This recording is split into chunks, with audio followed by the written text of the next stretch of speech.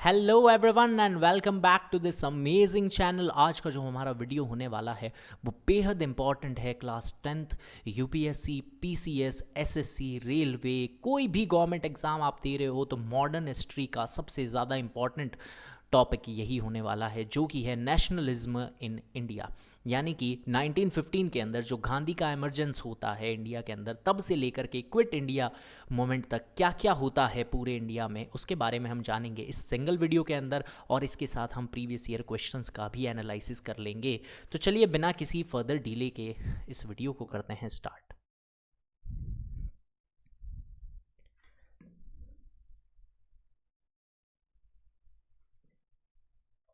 Nationalism in India. और सबसे पहले हम पढ़ेंगे इमरजेंस ऑफ गांधी के बारे में। अब देखो, गांधी जी के बारे में पूरा शुरू करने से पहले फॉर्मेलिटी है, फटाफट पूरी कर लेते हैं। कौन थे गांधी जी, कब पैदा हुए थे, कौन थे पापा, कौन थे मम्मी, सब कुछ जान लेते हैं। तो गांधी जी 2 अक्टूबर 1869 को पैदा हुए थे।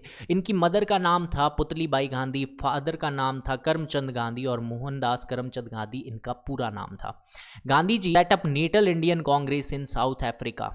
इन्होंने Natal Indian Congress South Africa के अंदर गठन किया। क्यों किया? क्योंकि साउथ अफ्रीका के अंदर गोरे लोग आ गए थे और वो क्या करते थे, रंग भेद बहुत ज़्यादा करते थे। इंडियन और साउथ अफ्रीकन, जो एक्चुअल साउथ अफ्रीकन है वो काले लोग हैं, वो नहीं जो इंडियन, मतलब जो आप क्रिकेट टीम के अंदर देखते हो गोरे गोरे से, वो एक्चुअल नेटिव साउथ अफ्रीकन लोग नहीं हैं। वो बाद में जो गोरे लोग वहाँ पे बस गए थे उनकी बात है। तो ये क्या करते थे, बहुत भेदभाव करते थे काले लोगों के अंदर।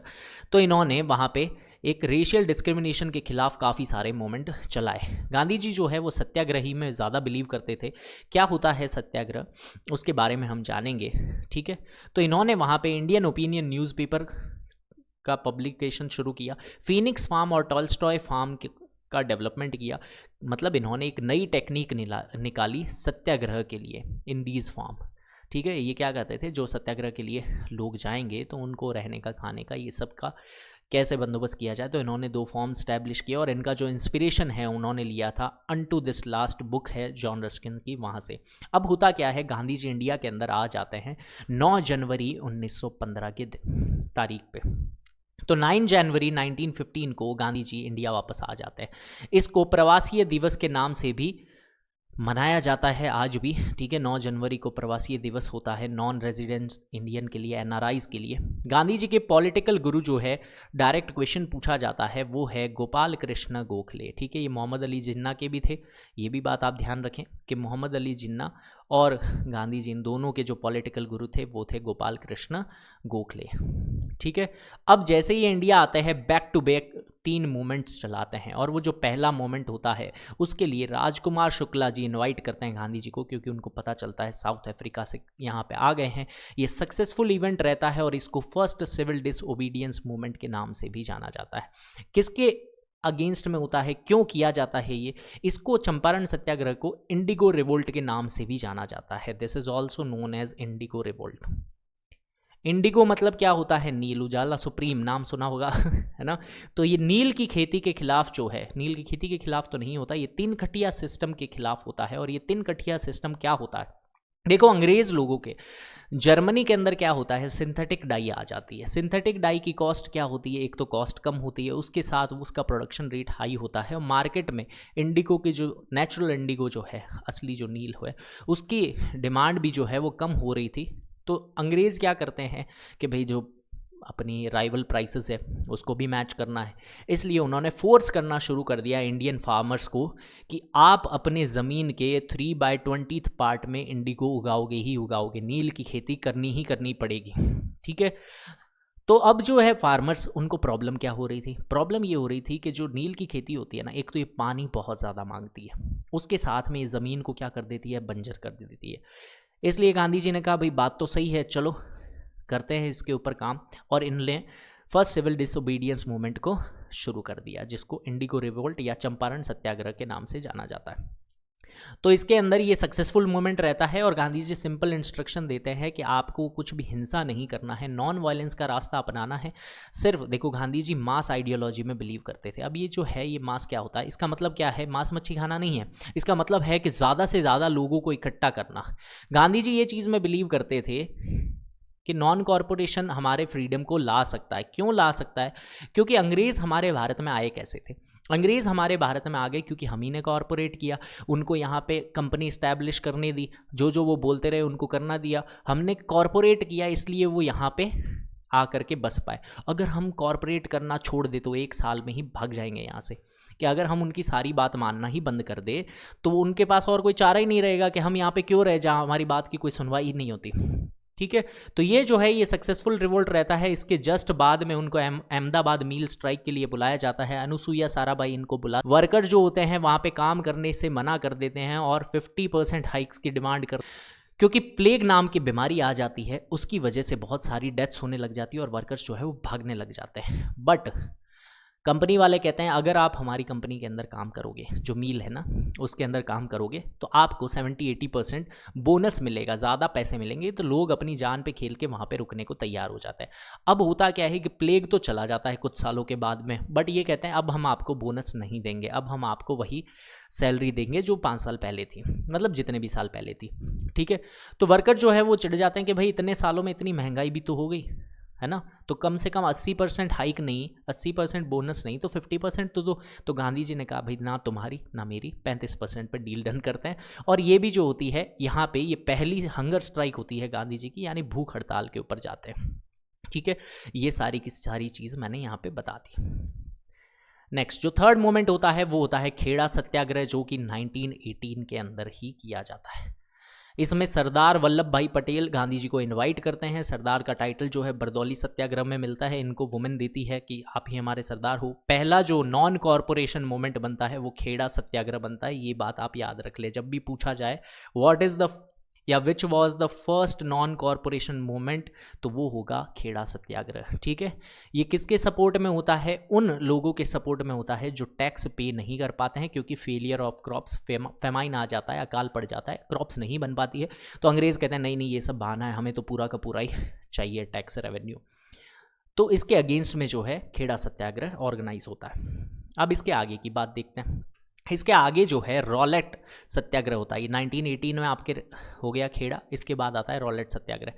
देखो होता क्या है कि 1914 से लेकर के 18 तक हमारे वर्ल्ड वॉर 1 चल रही होती है। वर्ल्ड वॉर से पहले से ही ब्रिटेन जो है वो परेशान होता है, गोरे लोग बहुत परेशान हैं वर्ल्ड वॉर से। अब ये जो हमारा इंडिया है, ठीक है, इंडिया में क्या होता है कि एक इंसिडेंट होता है। इस वक्त ये क्या कर देते हैं, जिस वक्त आपके चल रहा है वर्ल्ड वॉर, तब ये क्या कर देते हैं कि इंडिया में कोई भी फॉरेन इन्वेजन को मना कर देते हैं कि बाहर से कोई नेटिव इंडियंस आ रहे हैं। जैसे कोमगटा इंसिडेंट होता है, गदर पार्टी का जो गठन है वो होता है, तो ये लोग मना कर देते हैं क्योंकि बाहर से कोई भी अंदर आ रहा होता है ना इंडिया के। तो यहाँ पे एक एक्ट लाया जाता है, डिफेंस ऑफ इंडिया एक्ट, जिसके तहत बाहर से कोई भी आ रहा हो उसको बाहर से बाहर ही भेज देते हैं कि नहीं आ सकते, भागो यहाँ से, कोई इस पर गवर्नमेंट ट्रायल वायल कुछ नहीं चलेगी। ये डिफेंस एक्ट आता है और ये बहुत सक्सेसफुल रहता है, सही भी रहता है। तो इसकी वजह से सिडनी रॉलेट जो ब्रिटिश का एक जज होता है वो कहता है कि भाई ये तो सही है, क्यों ना इसको बढ़ा करके एक बढ़िया सा एक्ट लाया जाए और वो हमेशा परमानेंटली इंडिया के ऊपर लगा दिया जाए कि क्यों बाहर के लोगों के लिए क्यों करें ये सब, ये पूरे इंडियंस के लिए भी कर सकते हैं। तो रॉलेट एक्ट आता है 1919 में। ठीक है, इसको एनआर्कियल एंड रिवॉल्यूशनरी क्राइम्स एक्ट के नाम से जाना जाता है। अब सजेशन क्या होता है इसका, कोई भी एक्टिविस्ट जो क्या करता पाया जाए, कुछ भी अलग जो हमें नहीं पसंद वो करता पाया गया यहाँ पे कुछ ऐसी वैसी बात नहीं हो रही है, यानी कि कोई ऐसे जो अगेंस्ट में जाते, ब्रिटिश लॉज के अगेंस्ट में जाता पाया गया है या जो भी जिसको भी दोषी माना जा रहा है उसको हम क्या कर देंगे, सीधा 2 साल की जेल दे देंगे, वो भी नो दलील, नो वकील, नो अपील, सीधा जेल। यानी कोई भी ट्रायल नहीं होगी, कोई कोर्ट का ऐसा नहीं होगा, ना तुम्हें बताया जाएगा कि क्या किया तुमने क्या नहीं किया, सीधा क्या है आपकी कुछ भी सुनवाई नहीं होगी, 2 साल के लिए जेल में डाल दिया जाएगा। गांधी जी ने इसको काला कानून कहा, ब्लैक एक्ट कहा। तो गांधी जी ने इसके अगेंस्ट में रॉलेट सत्याग्रह का ऑर्गेनाइजेशन किया। ठीक है, तो रॉलेट सत्याग्रह क्यों होता है? रॉलेट एक्ट के अगेंस्ट में। क्या था रॉलेट एक्ट? 2 साल की जेल हो जाएगी बिना किसी वकील दलील के। समझ गए आप इस बात को? इसी बात पे अभी मुझे कमेंट करके बता दें कि गांधी जी की जो आप गांधी जयंती है वो किस दिन मनाई जाती है। गांधी जयंती किस दिन मनाई जाती है ये फटाफट आप क्या कर दें, कमेंट कर दें। वीडियो थोड़ा सा लंबा हो सकता है बट इसकी इन्फॉर्मेशन इतनी ज़्यादा वाइटल होगी कि आप आराम से गवर्नमेंट एग्जाम्स को भी क्रैक कर पाएंगे। 10th बोर्ड्स तो बहुत ईजी रहेंगे आपके लिए। 6 अप्रैल को सत्याग्रह लॉन्च होता है। 9 अप्रैल को 2 लोगों की अरेस्ट हो जाती है, सैफुद्दीन किचलू और डॉक्टर सत्यपाल की। ये 2 लोगों की अरेस्ट हो जाती है। लोग क्या हो जाते हैं, इसमें आक्रोश में आ जाते हैं, बहुत बुरा लग जाता है कि भाई हमारे जो 2 लोग हैं इनकी अरेस्ट हो गया है। तो अब क्या होता है, 9 अप्रैल को ये अरेस्ट हुआ। 13 अप्रैल को बैसाखी का दिन आता है। अब बैसाखी के दिन अमृतसर में बाहर की सिटी से भी काफ़ी सारे लोग आते हैं बैसाखी मनाने के लिए। ये कहाँ जाते हैं, जलियांवाला बाग के अंदर जाते हैं। यहाँ से जलियांवाला बाग का इंसिडेंट शुरू हो रहा है। ये बहुत इंपॉर्टेंट रहेगा, इसको ध्यान से समझना भी, और ये इंडियन हिस्ट्री के लिए भी काफ़ी ज़्यादा इंपॉर्टेंट है, आपको इस बात का पता होना चाहिए। तो 13 अप्रैल को बैसाखी का दिन होता है, 1919 की बात है ये। जलियांवाला बाग के अंदर बाहर से भी काफ़ी लोग आते हैं और सिटी के भी नेटिव लोग होते हैं। इस टाइम पे सिटी पे मार्शल लॉ लगाता है जनरल डायर, जो रेजिनाल्ड डायर होता है वो। अब ये बात बाहर से आए लोगों को नहीं पता होती है कि यहाँ पे मार्शल लॉ लग रखा है, हम ज़्यादा प्रोटेस्ट वगैरह नहीं कर सकते हैं। बट असल में कई लोग तो प्रोटेस्ट करने आए ही नहीं थे। जो मेजॉरिटी लोग थे वो प्रोटेस्ट करने नहीं आए थे, वो बैसाखी मनाने के लिए आए थे। अब यहाँ बहुत सारी भीड़ हो जाती है। कई लोग जो है अपना क्या कर रहे होते हैं भाई, दुख ज्ञापन कर रहे होते हैं या अपना प्रोटेस्ट कर रहे होते हैं कि ये जो है हमारे 2 लीडर्स का अरेस्ट हो गया है रॉलेट सत्याग्रह के अगेंस्ट में जाने की वजह से, इस वजह से। ठीक है, तो जनरल डायर जो होता है उस वक्त पे एक ऑर्डर दे देता है कि एक ही एग्जिट होता है, ये पूरे जलियांवाला बाग का एक ही एग्जिट होता है, उस एग्जिट को ये लोग ब्लॉक करवा देते हैं। उस पूरे एग्जिट को बंद करवा करके इसमें ओपन फायर का ऑर्डर दे दिया जाता है। तो लोगों पे अंधाधुंध गोलियां चलाई जाती है बिना देखे, और कोई मेडिकल हेल्प भी नहीं की जाती है। तो इसकी वजह से काफ़ी हज़ारों लोगों की मौत हो जाती है। ठीक है, तो इसमें जो रेस्पॉन्सिबल पर्सन थे वो कौन थे, रेजिनाल्ड डायर। माइकल ओडायर अलग नाम है, रेजिनाल्ड डायर एक्चुअली जो ऑर्डर दिया था वो इन्होंने दिया था। ठीक है, अब इसकी वजह से आफ्टर मैथ क्या निकल के आता है, आफ्टर मैथ ये निकल के आता है जलियांवाला बाग मैसेकर जो होता है, बहुत सारे लोगों की इसके अंदर जान चली जाती है। तो उधम सिंह इसका बदला लेने के लिए जाते हैं वापस, और तब तक जो है रेजिनाल्ड डायर की तो मौत हो चुकी होती है।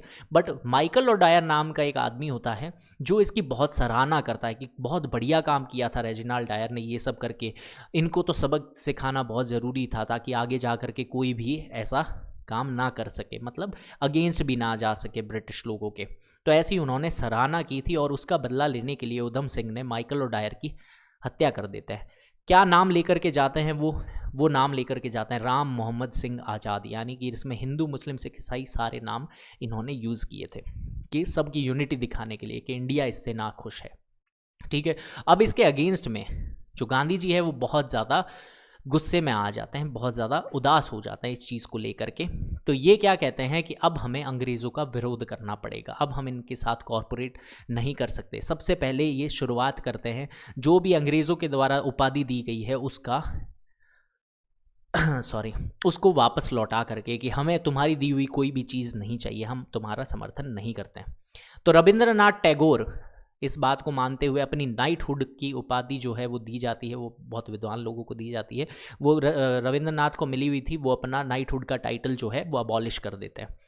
गांधी जी अपने केसरे हिंद की उपाधि को वापस दे देते हैं। हंटर कमीशन सेटअप होता है क्योंकि इनको पता चल जाता है कि अब जो है गांधी जी और ये सब लोग कांग्रेस वाले ये कुछ ना कुछ तो करेंगे, अब पूरी इंडिया जो है वो एक बार यूनाइट होगा इस चीज़ का विद्रोह करने के लिए कि भाई ये जो तुमने किया है ये कोई अच्छी चीज़ तो है नहीं, इतने इतने लोगों को तुमने मार दिया।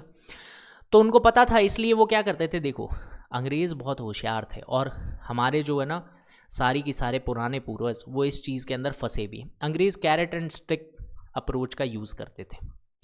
कैरेट एंड स्टिक अप्रोच, हाँ, इसका मतलब क्या होता है, गाजर दिखाओ डंडी मारो हाँ बिल्कुल, तो यही होता है। वो क्या करते थे कि आपको कुछ ना कुछ मीठी लॉलीपॉप दिखाते थे और पीछे से चांटा मार देते थे, और इसमें फंसते जाते थे लोग। तो इन्होंने फिर से क्या किया, एक हंटर कमीशन का सेटअप किया। अंग्रेज़ खुद ही बोल रहे थे कि हम तो बहुत शर्मिंदा है, हमारे मतलब माइकल डायर से, मतलब रेजिनाल्ड डायर से गलती हो गई, ये तो बहुत गलत बात है, इतने लोगों को नहीं मारना चाहिए, ये वो। हम इसके लिए आपके हंटर कमीशन का सेटअप करते हैं और वो इन्वेस्टिगेट करेगा कि रेजिनाल्ड डायर ने क्या क्या एक्शन किए। ये सिर्फ इन्वेस्टिगेशन नाम की ही चलती है, कोई भी इसके ऊपर पीनल एक्शन नहीं होता है। ठीक है, जलियांवाला बाग के इंसिडेंट की बात चल रही है। तो यहाँ पे उल्टा एक चीज़ और देखने को मिलती है कि जो ब्रिटिश इलीट लोग हैं, बड़े बड़े लोग हैं ना ब्रिटिशर्स, वो इसको एक मॉर्निंग पोस्ट नाम का फंड कलेक्शन शुरू कर देते हैं डायर के लिए कि हमें तो पैसे इकट्ठे करने चाहिए डायर को देने के लिए इनाम के तौर पे। रुडयार्ड किपलिंग नाम के आदमी ने, मतलब रुडयार्ड किपलिंग ने भी इसमें फंड किया था। अब जो है ये सारी की सारी चीज़, इसके साथ में एक और गलत चीज़ देखने को मिलती है कि कुछ लोग जो गुरुद्वारे के जो लोग होते हैं, उसको क्या कहते हैं, मैं नाम भूल गया, जो गुरुद्वारा हेड होता है कोई एक, वहाँ पे बहुत करप्शन चल रहा था क्योंकि अंग्रेज़ों की वजह से। वो इसको माइकल, ये जो होता है ना, डायर को सिख की उपाधि दे देते हैं कि ये तो सिख है। अब देख लो कितना करप्शन चल रहा था उस वक्त पे। तो इस वजह से खिलाफत आंदोलन अलग वजह से होता है, अभी मैं आपको बताता हूँ। देखो खिलाफत आंदोलन क्यों हो गया था। देखो वर्ल्ड वॉर फर्स्ट जो है 1918 में ख़त्म हो जाता है। 1914 से लेकर के 4 साल तक वर्ल्ड वॉर 1 चलता है, ठीक है। अब 1918 में ये जो वर्ल्ड वॉर कंप्लीट हो जाता है तो अंग्रेज़ लोग जीत जाते हैं इसके अंदर। अब होता क्या है, ये जैसे ही जीतते हैं तो तुर्की के अंदर, ठीक है, तुर्की है जिसे कहा जाता है, तो उसके अंदर क्या होता है, मुस्लिम कम्युनिटी, जो इस्लाम कम्युनिटी है, इनके हेड बैठते हैं जो खलीफा के नाम से जाने जाते हैं, ठीक है। अब होता क्या है कि जैसे ये जीत जाते हैं ना, तो ये वहाँ से वो जो खलीफा होता है उनको हटा देते हैं, क्योंकि अब भाई टर्की पे गोरे लोगों का शासन है, तो इन्होंने कहा तुम यहाँ से हटो। हटते ही क्या हो जाता है कि पूरा का पूरा, सिर्फ वहाँ तुर्की के लोग नहीं, पूरे के पूरे ऑल ओवर इंडिया की तरफ से लोगों ने इसका नेगेटिव प्रदर्शन किया। वेट ए सेकंड, कॉल आ रहा है। तो गांधी जी को इसके अंदर एक मौका दिखता है, क्योंकि खिलाफत कमेटी का गठन होता है इंडिया के अंदर भी, उस चीज़ का नेगेटिव रुझान देखने को मिलता है। लोग इसके मतलब खिलाफ जा रहे होते हैं, मुस्लिम लोगों को बुरा लगता है कि हमारे खलीफा को हटा दिया। तो इस वजह से वो क्या करते हैं, हमारे जो 2 भाई हैं, है ना, अली ब्रदर्स, मौलाना अली और शौकत अली, ये दोनों क्या करते हैं, खिलाफत कमेटी का गठन करते हैं और खिलाफत मूवमेंट को लॉन्च करते हैं अंग्रेज़ों के खिलाफ अपना प्रदर्शन करने के लिए, खलीफा के हटाने की वजह से। देखो खिलाफत मूवमेंट जो है वो इंडिया की वजह से नहीं हुआ था, मैं फिर से बता रहा हूँ, ये टर्की के अंदर जो खलीफा को हटा दिया गया था उसके विद्रोह में जो प्रदर्शन हुआ था वो था खिलाफत मूवमेंट। गांधी जी को इसके अंदर अपॉर्चुनिटी दिखती है। गांधी जी कहते हैं यही सबसे अच्छा मौका है, क्योंकि हम अपना नॉन कॉरपोरेशन मूवमेंट तो चला ही रहे हैं जलियांवाला मैसेकर के अगेंस्ट में, इसमें क्या करते हैं, मुस्लिम को भी मिला लेते हैं। ये सबसे बेस्ट मौका है हिंदू मुस्लिम यूनिटी को स्टैब्लिश करने का। ना ऐसा मौका पहले कभी मिला था, ना अब मतलब आगे कभी मिल पाएगा, और ये मिला भी नहीं। सबसे ज़्यादा जो हिंदू मुस्लिम यूनिटी देखने को मिली थी वो इसी मूवमेंट के अंदर देखने को मिलेगी, क्योंकि ये जा कर के ऑल इंडिया खिलाफत कॉन्फ्रेंस का गठन होता है और इसके हेड होते हैं गांधी जी। 1990 में दिल्ली के अंदर होता है। इसका अपोज भी करते हैं बाल गंगाधर तिलक भी करते हैं, और कांग्रेस भी करती है कि ये आइडिया सही नहीं है।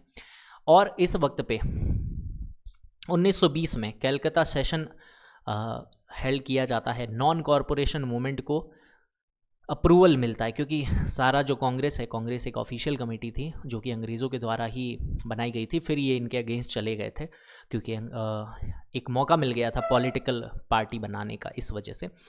तो इन्होंने क्या किया, नॉन कॉरपोरेशन मूवमेंट का एक स्पेशल सेशन ऑर्गेनाइज किया और अप्रूव कर दिया यहाँ पे कलकत्ता सेशन। 1920 का कलकत्ता सेशन था जिसके अंदर NCM यानी नॉन कॉरपोरेशन मूवमेंट का अप्रूवल मिला था। 1920 में नागपुर सेशन होता है जिसमें कांग्रेस वर्किंग कमेटी का गठन होता है। ये बनाई जाती है 15 मेंबर की कमेटी। ये किसके लिए बनाई जाती है, वॉज फॉर्म टू लीड, ठीक है, ये इसके लिए मतलब जो अपने आगे से आगे जो हम मूवमेंट्स करने वाले हैं उसका लीड करने के लिए। कांग्रेस डिक्लेयर करती है अपने आप को as extra constitutional mass struggle. अब ये जो है होने की वजह से कई लोग इसमें नाराज़ होते हैं और यहाँ से रिज़ाइन कर देते हैं।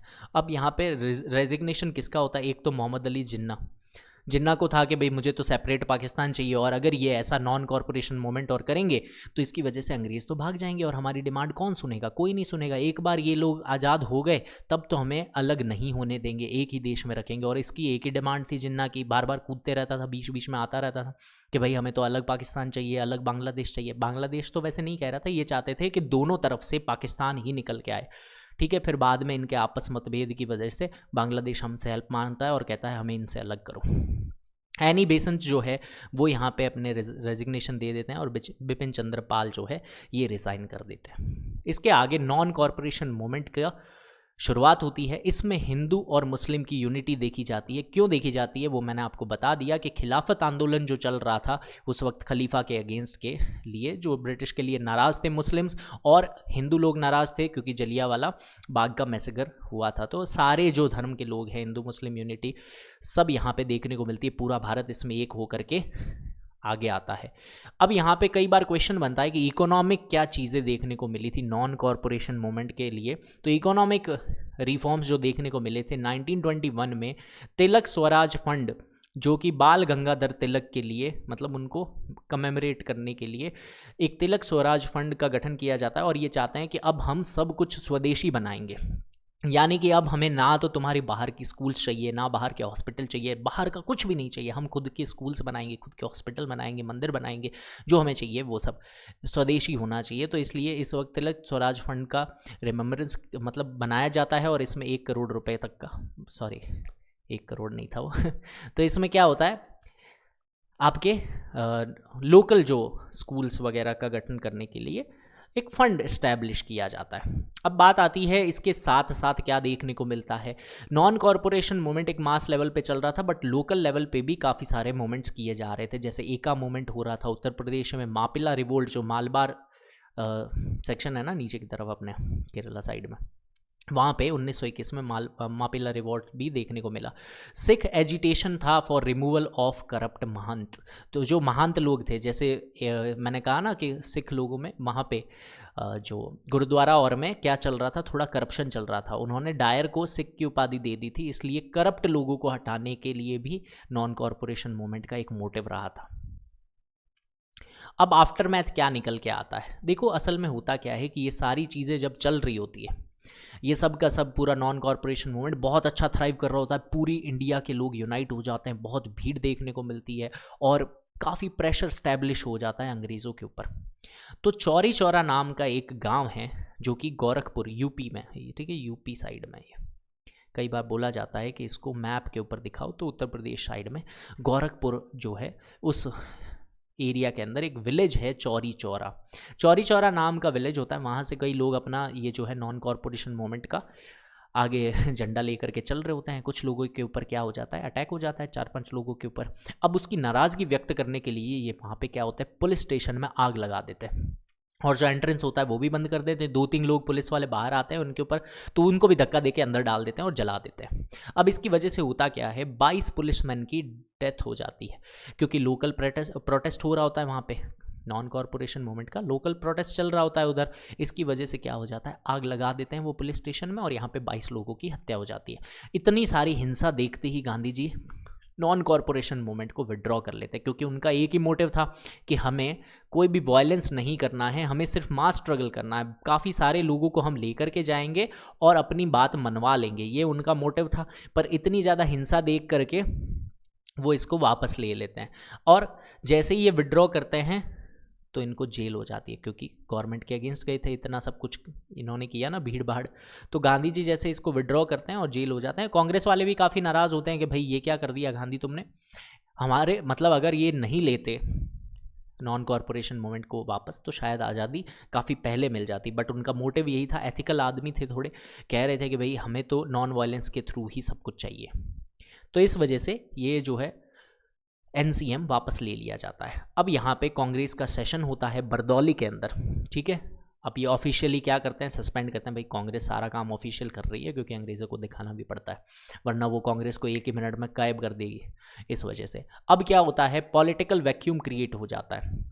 काउंसिल जो होती है 2 चीज़ों के अंदर बट जाती है, एक नो चेंजर्स, एक प्रो चेंजर्स।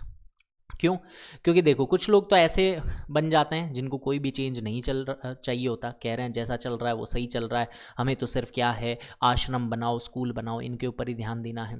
कुछ होते हैं जो प्रो चेंजर्स होते हैं, जो कह रहे हैं नहीं जैसा चल रहा है वैसे नहीं चलना चाहिए, ये तो गलत है, हमें तो और प्रोटेस्ट करने चाहिए और ज़्यादा मतलब है ना बड़े बड़े मूवमेंट करने चाहिए ताकि फटाफट आज़ादी मिले। बट गांधी जी क्या है कि टेम्पो बिल्ड करने के अंदर ज़्यादा विश्वास रखते थे कि कुछ टाइम हम क्या करते हैं, टेम्पो बिल्ड करते हैं। जैसे भाई ऐसा नहीं है ना कि लगातार अपने मूवमेंट करते रहेंगे तो लोग भी थक जाएंगे कि क्या है रोज़ रोज़ का ये।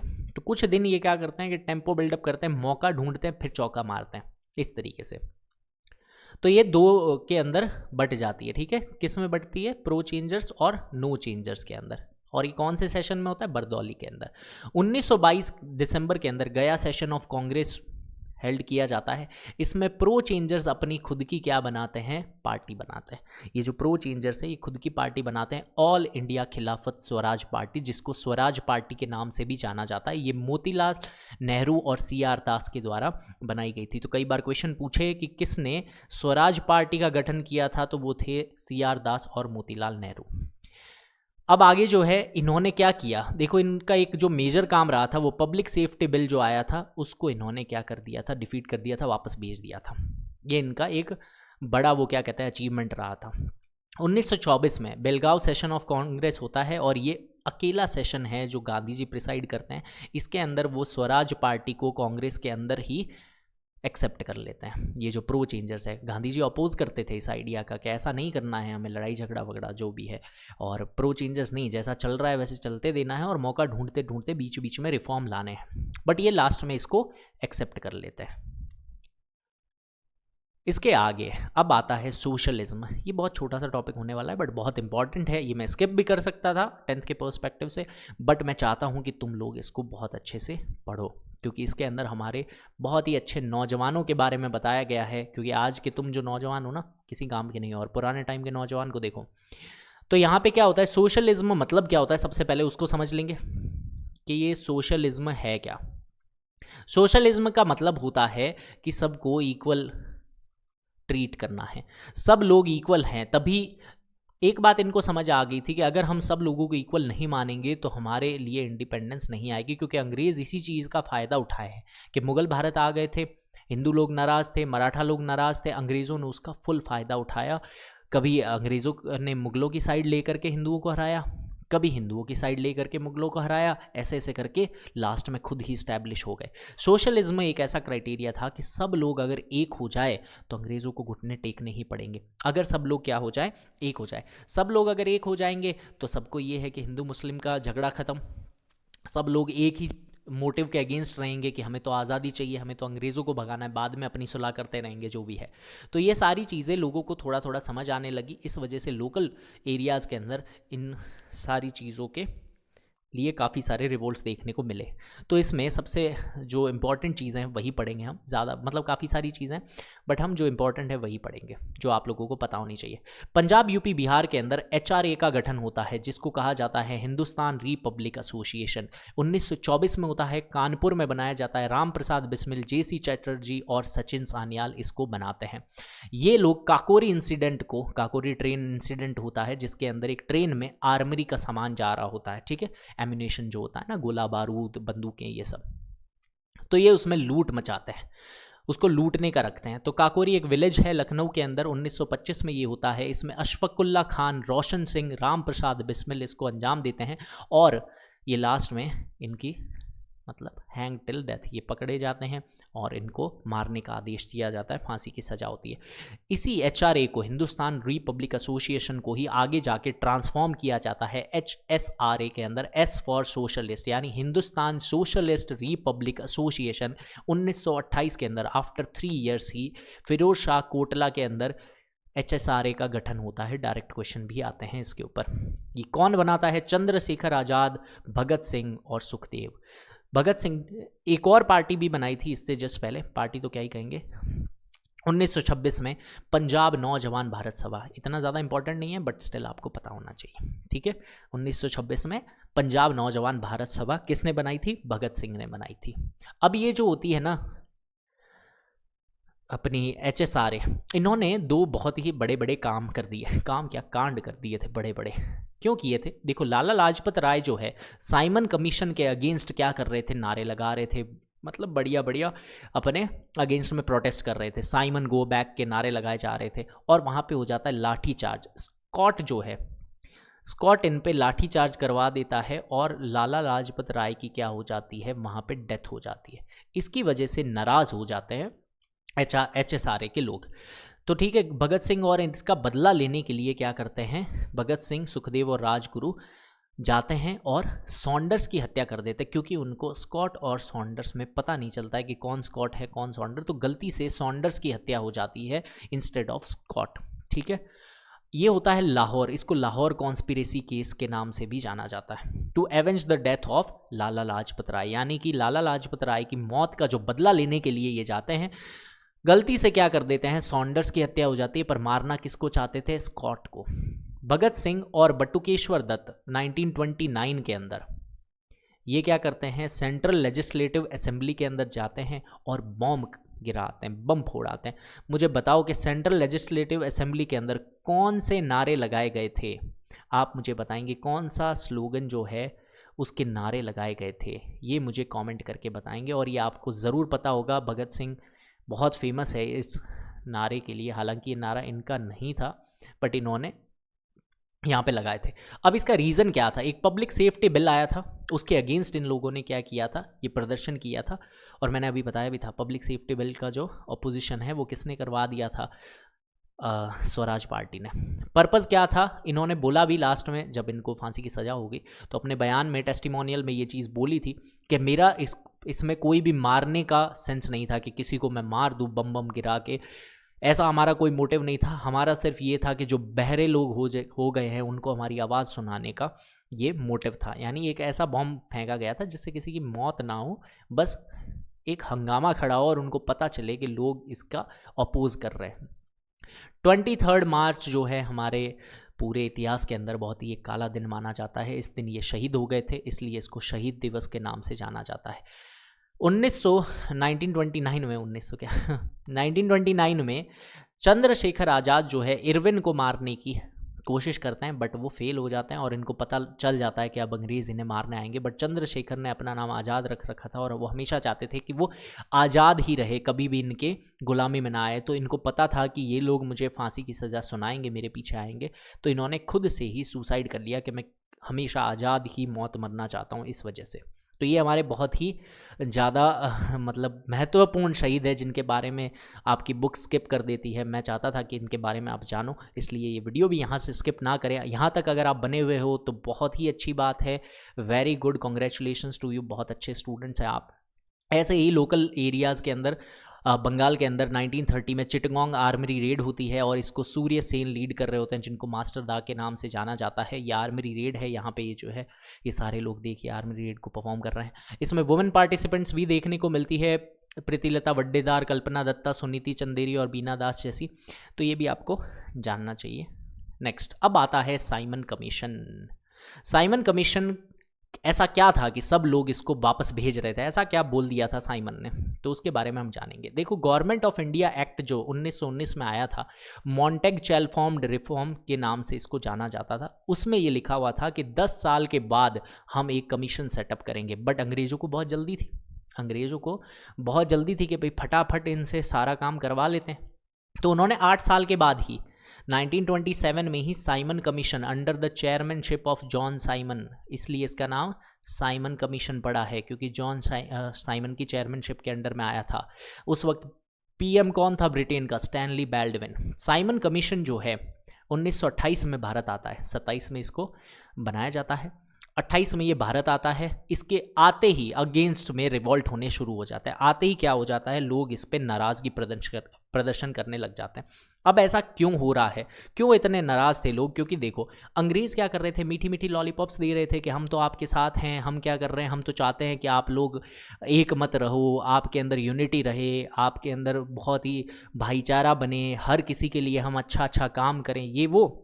पर जो साइमन कमीशन था, इन्होंने कहा कि हम इंडिया के अंदर एक ऐसा कमीशन का गठन करेंगे, 7 मेंबर की कमीशन बनाएंगे जो इंडिया के लॉज डिफाइन करेगा, जो इंडिया का कॉन्स्टिट्यूशन डिफाइन करेगा। बट उसमें था क्या, सारे के सारे गोरे लोग थे, 7 लोग थे, 7 के 7 गोरे, कोई भी इंडियन इसमें नहीं था। इसलिए इंडियंस नाराज़ हो गए कि वाह बेटा, सामने तो अच्छी अच्छी बातें करते हो और पीछे से तुम्हारे ये सब है कि सब गोरे को भेज दिए, सारी आप ही लोग कंट्रोल कर लोगे। तो इसमें Madras session of Congress held किया जाता है और वो डिसीजन लेते हैं कि साइमन कमीशन का हम बॉयकॉट करेंगे, इसको मानेंगे ही नहीं। तो ये स्पेशल सेशन बनाया जाता है और ये स्पेशल सेशन तभी होते हैं जब कोई इमरजेंसी होती है, ठीक है। तो ये मद्रास सेशन जो है 1928 में ही फिर से क्या किया जाता है, हेल्ड किया जाता है। अब इसके रिस्पॉन्स के अंदर साइमन कमीशन के अंदर मतलब इतनी नाराज़गी प्रदर्शन होती है तो वहाँ से रिस्पॉन्स क्या आता है, बर्किनहेड चैलेंज कर देता है इंडियंस को कि भाई तुमसे खुद से तो कुछ होना है नहीं, हम कर रहे हैं तो उसमें भी तुम्हें टांग अड़ानी है। इस बात का जो है बुरा लग जाता है मोतीलाल नेहरू को, तो वो कहते हैं कि अच्छा तुम्हें ऐसा लग रहा है कि तुम ही सब कुछ बना सकते हो, मैं अभी रुको, नेहरू रिपोर्ट बनाऊंगा। तो ये बात याद रखना, नेहरू रिपोर्ट कई बार ऑप्शन में आप देखते जवाहरलाल नेहरू टिक कर देते हो, ये उनके पापा मोतीलाल नेहरू ने प्रेजेंट की थी। इसमें डिमांड जो रखी गई थी वो थी to end the separate electorate, क्योंकि पहले क्या कर रहे थे, ये सेपरेट इलेक्शंस करवा रहे थे, ठीक है, तो उसका एंड करने के लिए और डोमिनियन स्टेटस की डिमांड कर दी थी। यहाँ से भारत के आज़ादी की तरफ बढ़ रहे हैं हम। डोमिनियन स्टेटस के बारे में समझ लेते हैं क्या होता है। डोमिनियन स्टेटस मतलब ये होता है कि सरकार तो सड्डी अपनी मतलब सरकार तो हमारी रहेगी, तुम्हें रूल करना है तुम करो, ठीक है, तुम्हारा मतलब वो है, इसके ऊपर अधीनता रख लो हमारे देश के ऊपर, बट सरकार किसकी होनी चाहिए, हमारी होनी चाहिए। ये था डोमिनियन स्टेटस के लॉज हम बनाएंगे, सरकार हम बनाएंगे, आपको अपना रेवेन्यू वगैरह चाहिए हमसे ले लो, पर ये जो तुम कर रहे हो ना ये सही नहीं है। तो और इसके साथ में हमारे दिल्ली प्रपोजल भी दिए मुस्लिम लीग जिन्ना जी ने, जिसको 14 पॉइंट्स ऑफ जिन्ना के नाम से भी जाना जाता है। तो जैसे हम जिन्ना को इग्नोर करते हैं, इन 14 पॉइंट्स को भी इग्नोर करेंगे, ये कोई काम के नहीं है, हम इनको नहीं पढ़ेंगे, ठीक है। क्यों कर रहे थे जिन्ना, क्योंकि जिन्ना को ये था कि अगर इनको डोमिनियन स्टेटस मिल जाता है तो इनकी सरकार बन जाएगी और मेरे को अलग पाकिस्तान नहीं मिलेगा, वो अपने पाकिस्तान पे ही अड़ा हुआ है। तो नेक्स्ट इसमें कैलकाटा सेशन ऑफ कांग्रेस होता है और नेहरू रिपोर्ट को एक्सेप्ट किया जाता है। जैसा मैंने कहा कांग्रेस ऑफिशियल काम करती है, अगले ही टाइम पे सेशन हेल्ड कर लेती है, तो यहाँ पे ऑफिशियली इसको एक्सेप्ट किया जाता है। इरविन क्या करता है, दिल्ली मैनिफेस्टो का डिक्लेरेशन करता है। इरविन कहता है सुनो, राउंड टेबल कॉन्फ्रेंस रखे हैं, आ जाओ मिलने लंदन, बहुत प्रोग्राम होंगे, बढ़िया बढ़िया प्रोग्राम। तो इसको कोई अटेंड नहीं करता है। क्यों नहीं करते हैं, क्योंकि कांग्रेस डायरेक्ट पूछती है भाई राउंड गोलमेज सम्मेलन और जो भी तुम रख रहे हो अच्छी बात है, बट ये बताओ डोमिनियन स्टेटस मिलेगा कि नहीं मिलेगा, तभी आएंगे जब सरकार साडी अपनी तभी आएंगे, वरना नहीं आएंगे। बट ये इरविन जो है इसको मना कर देता है, कहता है इसकी बात तो नहीं करेंगे, दूसरी बात करेंगे। तो कांग्रेस कहती है नहीं बात करनी तो हम बात ही नहीं करेंगे, नहीं आ रहे हम। तो अब क्या होता है, लाहौर सेशन ऑफ 1929 रखा जाता है इसके ऑपोजिशन में कि भाई देखो ये लोग तो हमारी सुन नहीं रहे, ये लोग तो हमें डोमिनियन स्टेटस दे नहीं रहे, अब हमें डोमिनियन स्टेटस चाहिए ही नहीं। तो ये प्रिसाइड कौन करते हैं, जवाहरलाल नेहरू। बहुत ज़्यादा इंपॉर्टेंट है, मैंने इसीलिए स्टार मार्क लगाया इसके ऊपर। Lahore session 1929 the most important session है ये, इसके अंदर ही पूर्ण स्वराज की डिमांड रखी जाएगी। अब वो कहेंगे कि हमें डोमिनियन स्टेटस नहीं चाहिए, हमें चाहिए आज़ादी, ठीक है। तो इसमें फर्स्ट राउंड टेबल कॉन्फ्रेंस को बॉयकॉट किया जाएगा कि हम वहाँ पे पहली राउंड टेबल कॉन्फ्रेंस अटेंड नहीं करेंगे। गोल जो है वो रखा जाता है पूर्ण स्वराज का, कि अब हमें पूरी आज़ादी चाहिए। और ये कहते हैं अब हम 26 जनवरी 1930 को ही अपना पहला इंडिपेंडेंस डे मनाएंगे खुद से ही। 31 दिसंबर 1929 को ये क्या करते हैं, रवि नदी के किनारे इंडिया का झंडा होइस्ट करते हैं और इनकलाब जिंदाबाद के नारे भी लगाए जाते हैं। ये जो स्लोगन है ये किसने दिया था, मौलाना हजरत मोहानी ने दिया था। गांधी जी लॉन्च करते हैं अपना सिविल डिसओबीडियंस मूवमेंट, ठीक है। यहाँ पे 31 जनवरी 1930 गांधी अपनी 11 डिमांड रखते हैं इरविन के लिए। कहता है कि भाई इरविन हमारी ये 11 डिमांड पूरे कर रहे हो कि नहीं कर रहे हो, वरना हम नमक लगाएंगे तुम्हारे जले पे। तो अब आने वाला है सॉल्ट आंदोलन यानी डांडी मार्च। तो डांडी मार्च जो है वो 12 तारीख को शुरू किया जाता है, 240 मील तक चलता है और ये होता है 12 मार्च से 6 अप्रैल 1930 तक 240 मील ये चल चुके होते हैं। गांधी जी क्या करते हैं, अपने 78 डेलीगेट्स के साथ चल रहे होते हैं साबरमती अपने आश्रम से लेकर के डांडी तक, ठीक है, डांडी जगह का नाम है। ये किस लिए किया जाता है, to violate the salt law, इसको नमक आंदोलन भी कहा जाता है, ठीक है, ये भी याद रखना तुम। सिविल डिसोबीडियंस मूवमेंट और डांडी मार्च या नमक आंदोलन ये एक ही चीज़ है, ये आप ध्यान रखना। गांधी जी ने नमक का क्यों चूज़ किया था, ये क्वेश्चन जब पूछा जाए तो याद रखना सॉल्ट जो होता है ना, वो चाहे रिच क्लास हो चाहे पुअर क्लास हो, सबके खाने में क्या होता है भैया, नमक तो होता है। नमक कानून का मतलब अपोज करने के लिए हर कोई जुड़ सकता था इनसे, कोई भी जाति का हो, कोई भी किसी का भी हो, चाहे अमीर हो गरीब हो कैसी भी क्लास का हो, सबको नमक तो चाहिए। तो इसलिए उन्होंने सॉल्ट को चूज़ किया इस दांडी मार्च के लिए। गांधी जी ने क्या किया, आगे डिसाइड किया कि अब हम यहाँ तो पहुँच गए, अब धरसाना के अंदर रेड करेंगे। कर क्या रहे थे ये गांधी जी ने, मतलब ऐसा रहा कि खुद से समुद्र का पानी उबाल करके नमक बना करके प्रदर्शन किया था कि अब हम तुम्हारे मोहताज नहीं, हम खुद से नमक बना सकते हैं, तुम अगर हमसे टैक्स चाहते हो छोड़ो, अब हम फ्री में नमक बनाएंगे। तो इस वजह से मतलब काफ़ी लोगों ने इसको ज्वाइन किया, अपनी अपनी अलग अलग डिमांड्स रख के। तो हुआ कैसे देखो, गांधी जी तो यहाँ पे अरेस्ट हो गए 4 मई को, धरसाना में रेड की इन्होंने सोची और वहाँ पे उन्होंने धर लिया कि चलो बेटा गांधी तुम चलो, तुम ज़्यादा उल जलूल हरकतें कर रहे हो। अब जो सॉल्ट डिसोबीडियंस है इसका आगे जा कर के और स्प्रेड कैसे हुआ, अब कांग्रेस वर्किंग कमेटी का जो गठन हुआ था कि अब तो हम मास स्ट्रगल्स में ही बिलीव करते हैं, तो इसने आगे क्या किया, इसको और ज़्यादा स्प्रेड किया। कैसे किया, रयतवाड़ी एरियाज़ जो थे वहाँ पे क्या कर दिया गया, एक मोटिव रखा गया कि हर जगह तो देखो अब नमक का टैक्स तो नहीं कह सकते, तो सबकी अपनी अपनी डिमांड थी, सबकी अपनी अपनी डिमांड भी लेते चले और नमक के टैक्स को भी लेकर के चले।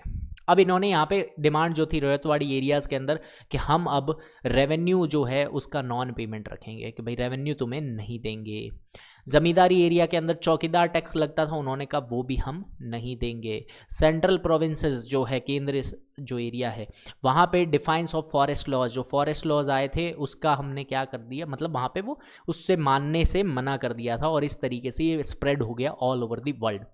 काफ़ी स्टेट के अंदर अलग अलग लीडर्स ने इसको लीड किया। तमिलनाडु में सी राजगोपालाचारी, मालबार में के केलप्पम, वाईकॉम सत्याग्रह के नाम से इन्होंने लॉन्च किया था। उड़ीसा से गोपाल बंधु चौधरी, बिहार से अंबिका कांत सिन्हा, है ना, जिन्होंने नाखस पॉन्ड एक साइट चूज़ की जहाँ पे सॉल्ट लॉ को एबॉलिश करने के बारे में सोचा और नमक बनाया उधर।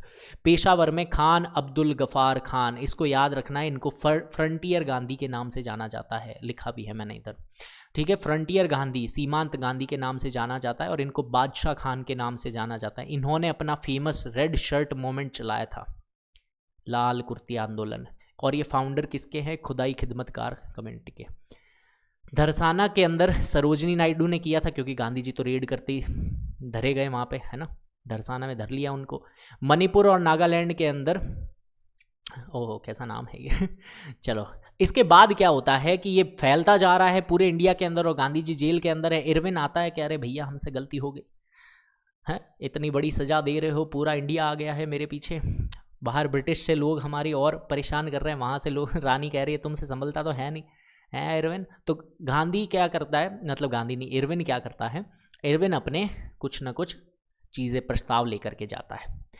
कहता है गांधी जी तुम्हारी और मेरी कुछ बातें तुम मेरी सुनो, कुछ मैं तुम्हारी सुनूंगा। एक गांधी इरविन पैक्ट साइन करते हैं, पैक्ट का मतलब समझौता साइन करते हैं, ये देखो बहुत तुम्हारा ये ज़्यादा चल रहा है, इंडिया पूरे में फैलता जा रहा है। और गांधी जी भी ये थे कि वो, उनको पता था कि अब ये ज़्यादा दिन तो चलेगा नहीं, क्योंकि नॉन कॉरपोरेशन मूवमेंट ऑलरेडी इतने टाइम से चलता आ रहा था, और इतने मतलब महीनों साल से चल रहा है, तो लोग भी थक गए हैं। अब देखो कोई भी मोमेंट लगातार नहीं चलता रह सकता है, कि आप जैसे प्रोटेस्ट भी अगर आपने भी देखा हो, अभी रिसेंट में वो जो कैलकाटा के अंदर रेप केस हुआ था, तो उस प्रोटेस्ट में अंदर काफ़ी लोग गए थे, ठीक है। बट जो प्रोटेस्ट है आप देखोगे 10 दिन लोग जाते हैं, 20 दिन जो लोग जाते हैं, 50 दिन लोग जाते हैं, तब तक उनकी एनर्जी रहती है, फिर धीरे धीरे उसके अंदर डिक्लिनेशन देखने को मिल जाता है। गांधी जी को ये बात पता थी कि हर एक चीज़ के अंदर डिक्लाइन तो आएगा। अब जो है नॉन कॉरपोरेशन मूवमेंट को पहले से ही वापस तो लेना ही है, क्या करते हैं थोड़ा समझौता करवा लेते हैं, अपनी बात भी रखवा लेते हैं, कुछ इनकी जो बात होगी वो भी मान लेंगे। तो इस तरीके से गांधी इरविन पैक्ट साइन होती है, और उसके अंदर डिसीजन क्या आता है देखो। इरविन ने 2 डिमांड रखी कि एक तो आप क्या करो, सिविल डिसोबीडियंस मूवमेंट को सस्पेंड करो, अब रोको इसको, और सेकंड राउंड टेबल कॉन्फ्रेंस के अंदर पार्टिसिपेट करो, कांग्रेस को बोलो ये क्या हरकत है। तो यहाँ पे कराची सेशन हेल्ड किया जाता है 29 मार्च को 1931 में, जो कि सरदार पटेल इसको प्रिसाइड करते हैं। सेकंड राउंड टेबल कॉन्फ्रेंस यहाँ पे हेल्ड की जाती है, भाई कांग्रेस मतलब बोला जाता है कि अब हम कांग्रेस जो है सेकंड राउंड टेबल कॉन्फ्रेंस को जाकर के अटेंड करेंगे। सिविल डिसोबीडियंस मूवमेंट जो है सस्पेंड हो जाता है, और पूर्ण स्वराज का मीनिंग जो है सबको समझाया जाता है। 2 रेजोल्यूशन अडॉप्ट किए जाते हैं कि हमें फंडामेंटल राइट्स चाहिए, ठीक है, जो हमारे मौलिक अधिकार है वो चाहिए, और नेशनल इकोनॉमिक प्रोग्राम हमें सेटअप करना पड़ेगा, क्योंकि भारत की इकोनॉमी अब धीरे धीरे ख़राब होती जा रही है और अब हमें खुद ही इसको संभालना पड़ेगा। तो राउंड टेबल कॉन्फ्रेंस जो है वो क्यों थी, क्योंकि इसके अंदर साइमन कमीशन रिपोर्ट जो है लंदन के अंदर डिस्कस करने के लिए बनाई गई थी। 3 राउंड टेबल कॉन्फ्रेंस हुई थी, पहली 1930 में, फिर 31 में, फिर 32 में।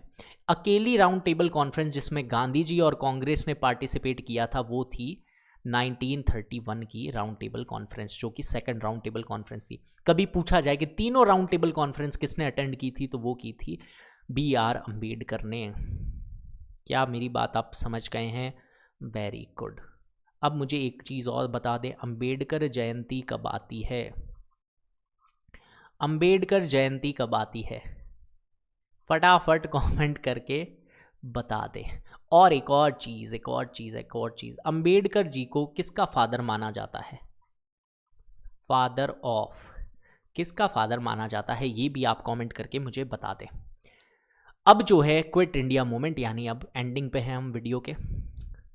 क्विट इंडिया मूवमेंट क्यों होता है? क्योंकि एक कम्युनल अवार्ड आता है, रैम से मैकडोनल्ड इसको बेचता है। क्या बेचता है? बर्गर बेचता है नहीं, ये बर्गर नहीं बेचता है। ये क्या करता है, जैसे अंबेडकर जी ने डिमांड रखी थी।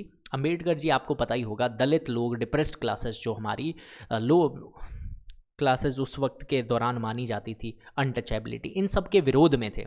तो उन्होंने एक चीज़ रखी थी कि जो डिप्रेस क्लासेस है, जो दलित्स वगैरह हैं, इनके लिए सेपरेट इलेक्टोरेट लाओ, इनके लिए पूरा का पूरा पृथक मतलब इलेक्शंस करवाओ इनके। तो ये जो है, ये अंबेडकर जी ने राउंड टेबल कॉन्फ्रेंस के अंदर बात रखी थी। रैम से मैकडोनल्ड ने कम्युनल अवार्ड भेजा और इसको एक्सेप्ट कर दिया कि हम तो कोई दिक्कत नहीं है, रखेंगे। उस वक्त क्या थे, गांधी जी थे अपने येवदा जेल के अंदर।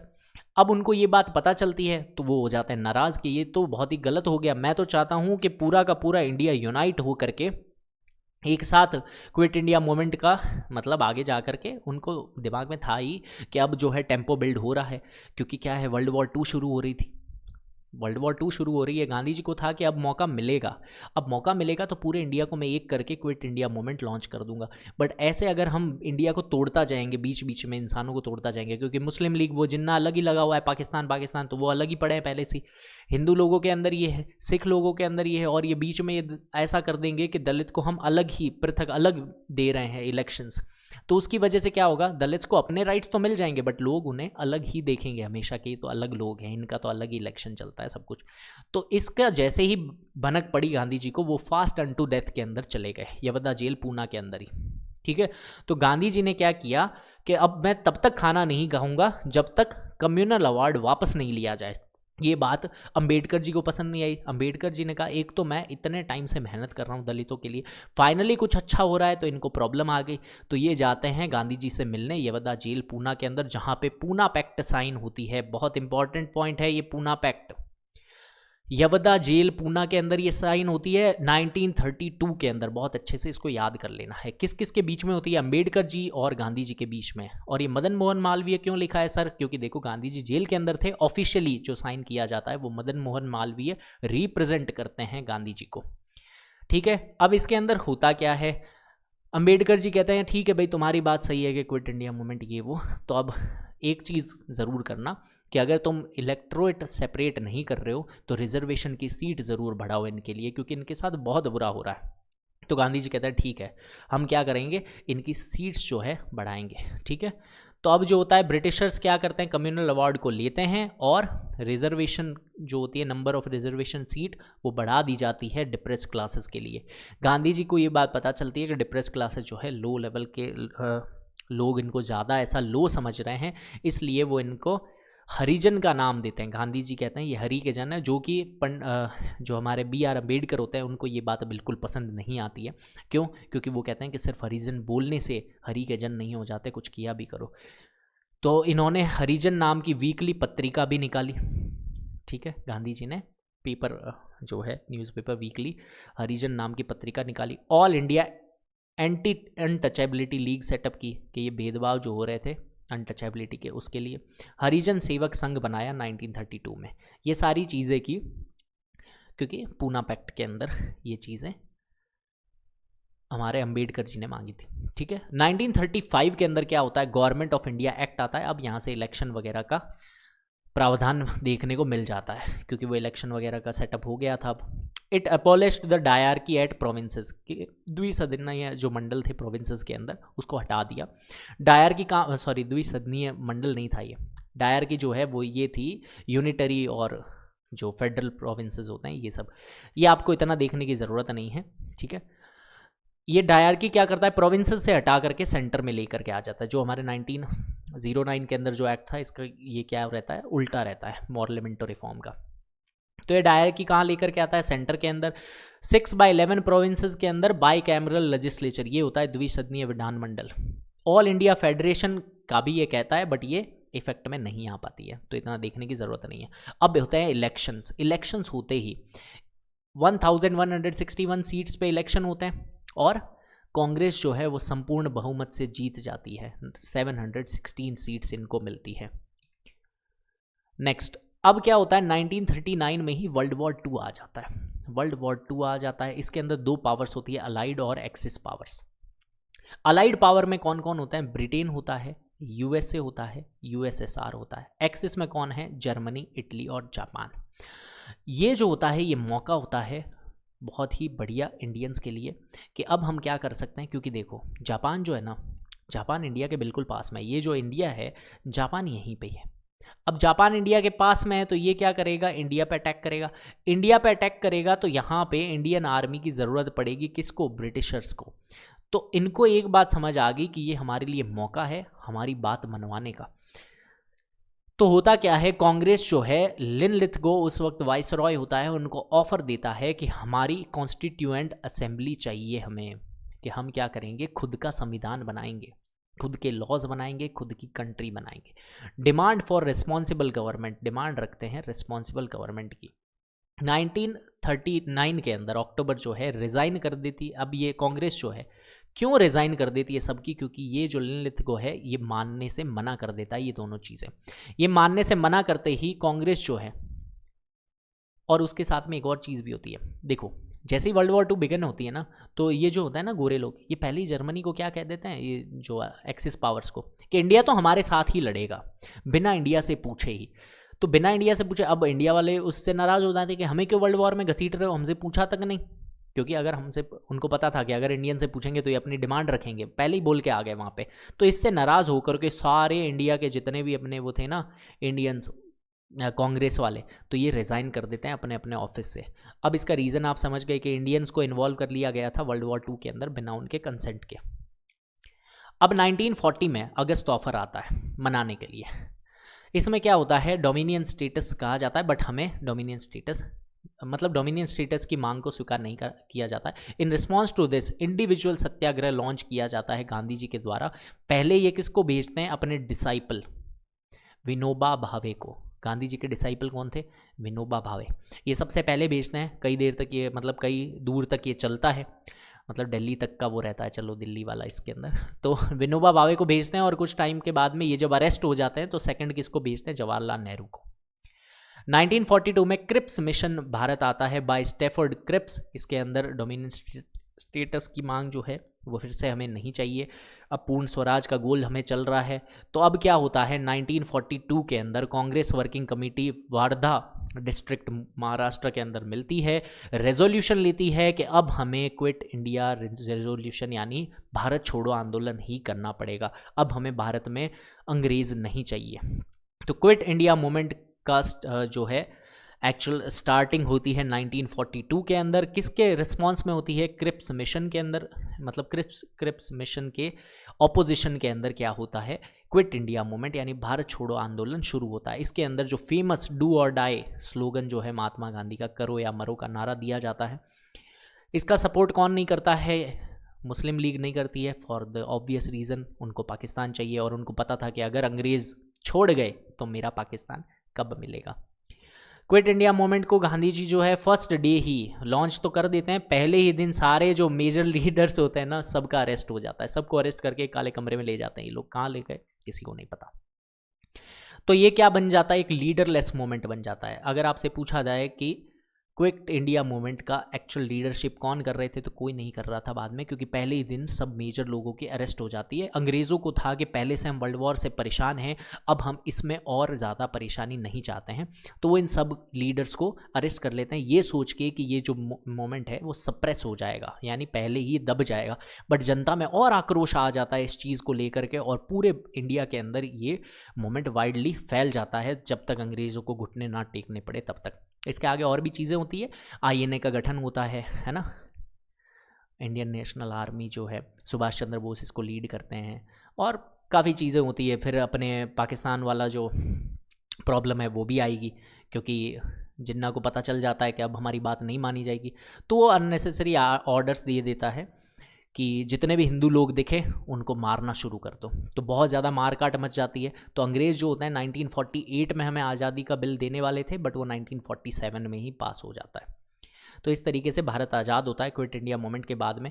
अब होता क्या है, लीडरलेस मूवमेंट बन गया, तो अरुणा असफ अली कांग्रेस की जो आगे वर्किंग कमेटी है उसको प्रिसाइड करती है, और ये मूवमेंट आगे चलता है। और एक बात लोगों को समझ आ जाती है कि इतने ज़्यादा हम इसको ओपनली नहीं प्रेजेंट कर पाएंगे, क्योंकि जिसने ओपनली प्रेजेंट करने की कोशिश की उनको काल कोठड़ी में बंद कर दिया गया है। ठीक है, तो ये लोग क्या करते हैं, अंडरग्राउंड होने का वक्त आ गया है, तो ये अंडरग्राउंड लेवल पे अपनी एक्टिविटीज़ शुरू कर देते हैं। और अंडरग्राउंड एक्टिविटीज़ में क्या होता है, उषा मेहता जो है अंडरग्राउंड रेडियो चलाती है बॉम्बे के अंदर, पैरेलल गवर्नमेंट का सेटअप होता है, बलिया में चिट्टू पांडे की सरकार होती है, तामलुक में जातीय सरकार बनती है, सतारा में प्रति सरकार बनती है। क्या सर हमें ये सब याद रखना पड़ेगा 10th बोर्ड्स के लिए? नहीं याद रखना पड़ेगा। तो यहाँ पे होता है क्विट इंडिया मूवमेंट ख़त्म, और अब हमारे आ रहे हैं क्वेश्चंस, और जो क्वेश्चंस हैं वो बहुत ही ज़्यादा आराम से आप सॉल्व कर पाएंगे, क्योंकि अब जो मैंने पूरा का पूरा आपके लगभग 50 मिनट्स मैंने इसके अंदर कंज्यूम किए हैं। ये जो पूरा मैंने आपको समझाया, अगर आप यहाँ तक वीडियो देख रहे हो ना, तो इस चैप्टर से कोई भी क्वेश्चन बन जाए, इस टॉपिक से कोई भी क्वेश्चन बन जाए, कोई भी एग्जाम के अंदर आप क्यों ना हो, बहुत ही ज़्यादा आराम से एक एक क्वेश्चन को आप सॉल्व कर पाएंगे। ठीक है, ये सारे नोट्स जो है वो मैं अवेलेबल करवा दूंगा व्हाट्सएप कम्युनिटी के अंदर, उसका लिंक आपको डिस्क्रिप्शन बॉक्स के अंदर दिया गया है, उसको फटाफट ज्वाइन कर लें। तो अब करते हैं हम क्वेश्चंस का निपटारा, और क्वेश्चंस बहुत ही इजीली, बहुत जल्दी जल्दी आप ख़त्म कर दोगे। कैसे, अब भी बताते हैं। तो पहला question, Dandi March of Mahatma Gandhi एक इफेक्टिव टूल कैसे साबित हुआ ब्रिटिश के अगेंस्ट, बताइए। देखो दांडी मार्च असल में था क्या, उसके बारे में बता देते हैं। महात्मा गांधी को पता चल गया था कि नमक जो है पावरफुल सिंबल है पूरे नेशन को यूनाइट करने का। क्यों है? क्योंकि नमक अमीर गरीब सब लोग यूज़ कर रहे थे। इसलिए उन्होंने क्या किया, अपने साबरमती से लेकर के दांडी तक इसको शुरू करने का फैसला किया। 240 मील चले, लगभग 10 मील रोज चलते थे लोग। ठीक है, इरविन को क्या किया, वहाँ पे लेटर भेजा, अपनी डिमांड्स रखी। 31 जनवरी 1930 को कुछ डिमांड बहुत स्पेसिफिक थी, यानी ये असल में एक डिमांड का लेटर नहीं था, ये अल्टीमेटम था कि इरविन ये पूरी करो वरना हम छोड़ेंगे नहीं तुमको। ठीक है, तो इसमें सिंपल सा ही था। अब हुआ क्या, इसके अंदर मेनली जो डिमांड रखी गई थी वो क्या थी कि सॉल्ट टैक्स को, जो most notable and important demand थी कि सोल्ट टैक्स का एबॉलिशन करो, हटाओ इसको, नमक जो भी कानून है, मतलब नमक जो भी टैक्स है, टैक्स को क्या कहते हैं, कर कहते हैं। ठीक है, नमक कर। Salt was one of the most vital ingredients in preparing food, ये सब मैं बता चुका हूँ। इसके बाद जो है सबसे ज़्यादा बढ़िया चीज़ यहाँ से।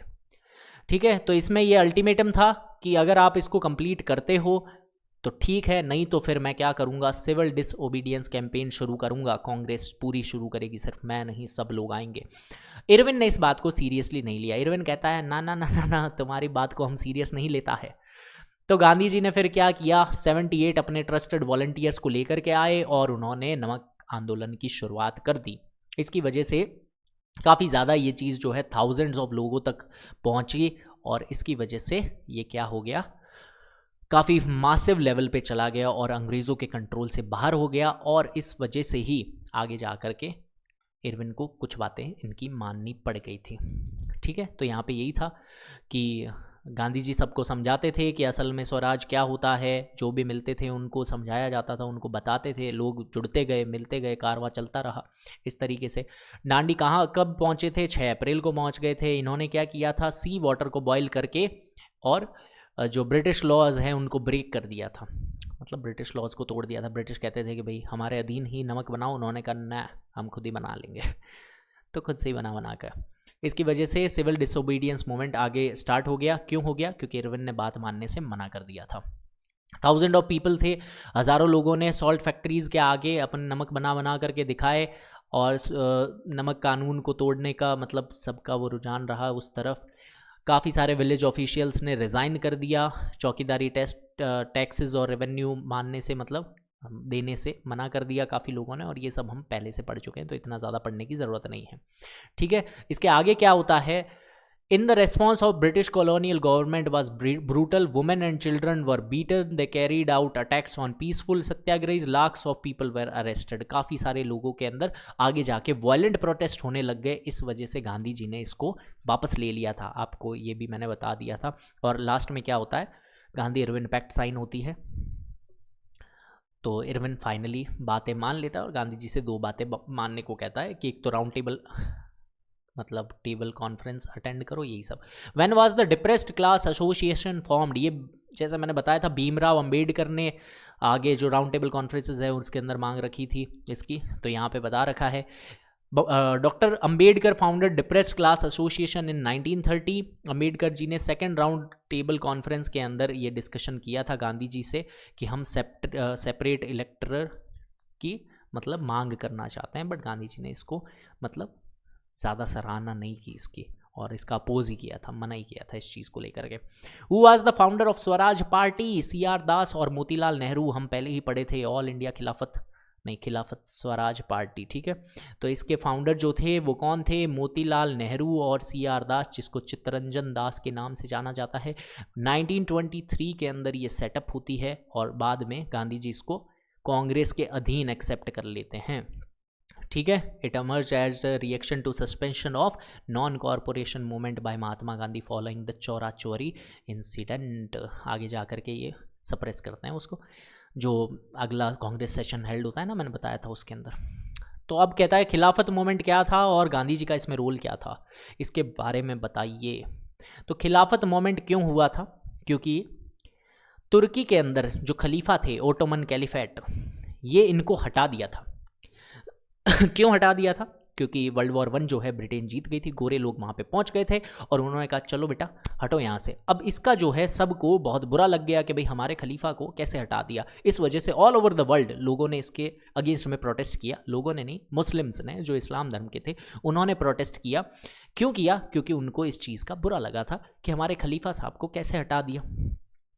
तो जैसे ही ये खिलाफत आंदोलन फैल गया था, उसी वक्त पे गांधी जी भी अपना मूवमेंट चला रहे थे, तो उन्हें ये क्या लगा, आपदा में अवसर, कि यही परफेक्ट समय है हिंदू और मुस्लिम को एक करने का। इस वक्त अगर हम हिंदू और मुस्लिम एक हो गए तो कोई भी हमें मतलब कोई भी ताकत अंग्रेज़ों की हमें नहीं हरा पाएगी। इतना मासिव ये चीज़ फैल जाएगी तब, तो घुटने टेकने पड़ेंगे अंग्रेज़ों को। और वो हुआ भी, मतलब इतना अच्छे से नहीं हो पाया, बट फिर भी it was a successful movement. इस टाइम पे हिंदू मुस्लिम यूनिटी सबसे ज़्यादा देखने को मिली थी।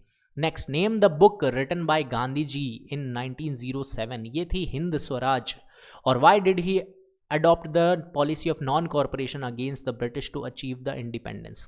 तो गांधी जी की जो बुक है उसका नाम है हिंद स्वराज। ये मैंने बताया नहीं क्या पूरे लेक्चर में? काफ़ी फेमस है हिंद स्वराज, ये है गांधी जी की बुक। ठीक है, गांधी जी ने नॉन कॉरपोरेशन ही क्यों चुना भाई, सत्याग्रही को क्यों चुना कि हम नॉन वायलेंट तरीके से? तो देखो, कॉरपोरेशन का मैंने पहले ही बताया था कि गांधी जी को एक बात पता चल गई थी कि हमने अंग्रेजों का कॉरपोरेशन किया है ना, इतना समर्थन दिया है ना, इसीलिए वो लोग हमारे ऊपर हावी हो पाए हैं। अगर हम समर्थन देना बंद कर दे, सारे लोग ही नकार दें कि ना भाई तेरी बात ही नहीं सुनेंगे, तो फिर कोई भी माई का लाल आ जाए वो 1 साल से ज़्यादा तो यहाँ टिक ही नहीं पाएगा। यानी अंग्रेज़ जो है हाथों हाथ घुटना टेक देंगे हमारे सामने। इसलिए उन्होंने नॉन कॉरपोरेशन को अपना एक्चुअल जो यूज़ किया एज ए हथियार उस चीज़ को, कि ज़्यादा से ज़्यादा लोग आएंगे, पूरा भारत ही अगर अगेंस्ट हो जाएगा तो ये नहीं आ पाएंगे। Who presided the Lahore session of Congress in 1929। मैंने बताया था लाहौर सेशन बहुत ही ज़्यादा इंपॉर्टेंट सेशन था और इसको प्रिसाइड किया था जवाहरलाल नेहरू जी ने। और इसमें क्या मांग रखी गई थी वो बताएंगे आप। इनका एक्चुअल मोटो क्या था बताओ फटाफट कमेंट करके, क्योंकि इन्होंने डोमिनियन स्टेटस का तो अब मना कर दिया था, पर क्या मांग रखी थी वो बताएंगे आप कमेंट करके। When and between whom Poona pact signed, Poona pact किसके बीच में हुई थी? तो 1932 के अंदर Ambedkar ji, doctor Ambedkar ji, B R Ambedkar, Bhimrao Ambedkar ji and Gandhi ji, इन्होंने की थी पूना पैक्ट साइन, समझे? अब जो गांधी जी को एक्चुअल में रिप्रेजेंट किसने किया था, क्योंकि गांधी जी तो क्या थे, कौन सी जेल में थे, पहले मुझे ये बताओ। विच जेल, कौन सी जेल था, क्या नाम था उनका, मतलब उस जेल का क्या नाम था, ये बताओगे। गांधी जी को किसने रिप्रेजेंट किया, ये बताओगे। ये सब मैं बता चुका हूँ, ये सब मैं बता चुका हूँ। नेक्स्ट, जलियांवाला मैसेकर के अंदर बताइए कि इसको शॉर्ट नोट में एक्सप्लेन करें। तो ये सब हमें पता है कि असल में क्या हुआ था, रॉलेट सत्याग्रह के अगेंस्ट में सारी चीज़ें चल रही थी, और फिर सैफुद्दीन किचलू, हाँ सॉरी, तो दो लोगों की अरेस्ट हो जाती है, और उसके बाद में क्या होता है, लोग उसकी नाराज़गी प्रेजेंट करने के लिए और उसके साथ में बैसाखी मनाने के लिए बैसाखी मना रहे थे, और रिवोल्ट भी करने पहुंचे थे कुछ लोग अपनी नाराज़गी प्रकट करने के लिए। मासिव लोग इकट्ठे हुए, काफ़ी सारे लोग कहाँ इकट्ठे हुए, जलियांवाला बाग अमृतसर के अंदर इकट्ठे हुए। अब यहाँ पे होता क्या है जलियांवाला बाग अमृतसर के अंदर,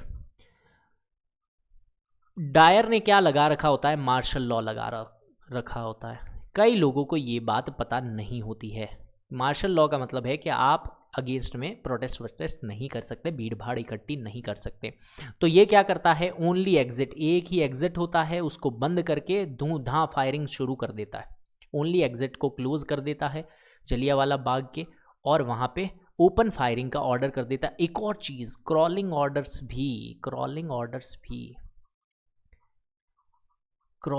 ऑर्डर ये बहुत बड़ा फेमस है कि क्रॉलिंग ऑर्डर जो है वो एक्चुअल में किसका है, ये भी जनरल डायर का ही है। तो ये जनरल डायर ने क्रॉलिंग ऑर्डर्स भी दे रखे थे, पता है, कि आप नाक रगड़ के जाओ, नाक रगड़ के और एकदम ऐसे रेंगते हुए जाओ। एक तो देखो कोई मेडिकल हेल्प नहीं दी, और ये और कि गली से जब निकलो तो नाक रगड़ो और रेंगते हुए जाओ, हमारे मतलब ये ऐसा इसलिए करना चाह रहा था ताकि लोग है ना रिवॉल्ट करने का सोचे भी नहीं, इतना बुरा एग्जाम्पल सेट करना चाहता था। तो ये सब जलियांवाला बाग का मैसेकर के बारे में है, और इसका आफ्टर मैथ भी आप लिख सकते हैं कि उधम सिंह ने इसकी बदला लिया, किससे लिया, माइकल और डायर से, क्योंकि तब तक रेजिनाल्ड डायर की मौत हो चुकी थी। Next, mark the following in the given outline map of India, Chauri Chaura और कैलकाटा को। देखो चौरी चौरा मैंने बताया था ये कहाँ पे है, यूपी में, तो ये यूपी में है और कैलकाटा इधर है, तो यहाँ पे दो जगह आपको मार्क करना था, ये हमने कर दिया। नेक्स्ट क्वेश्चन देखते हैं, क्वेश्चन नंबर 10, विच सेशन पूर्ण स्वराज की डिमांड किस सेशन में की गई थी? और ये क्वेश्चन मैंने पहले ही पूछ लिया था कमेंट करके बताने के लिए।